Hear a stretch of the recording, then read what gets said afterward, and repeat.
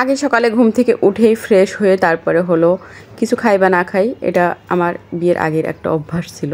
সকাল থেকে মানে কিছুই খেতে ভালো লাগে না, কিন্তু এখন দেখা যাচ্ছে কিছু খাই বা না খাই রান্নাঘরে ঠিকই চলে আসতে হয়, যেহেতু বাচ্চারা রয়েছে ওদের জন্য রান্না বান্না করতে কিন্তু ঠিকই রান্নাঘরে দিনে কয়বার আসা হয় এটা কিন্তু গুনেও দেখা হয় না। তো এই যে এখানে হলো যত দ্রুত কিছু মাঝে মধ্যে নাস্তা আছে করে নেওয়া যায় সেটাই করতে আসি, কিন্তু দ্রুত তো আর হয় না, একটু সময় তো লেগেই যায়। এখানে পাস্তা রান্না করব, তো পাস্তা আমি আগে থেকে এখানে সিদ্ধ করে রেখে দিয়েছি। আর আমার কাছে নুডলস বা পাস্তা যেটাই হোক চিকেন দিয়ে একটু রান্না করলে একটু ভালো লাগে, আর না হলে ডিম দিয়ে এটা খাই না, শুধু বাচ্চাদের জন্যই রান্না করি। তো যাই হোক এটা রান্না করতেও আমার কাছে বেশ ভালো লাগে নুডলস পাস্তা।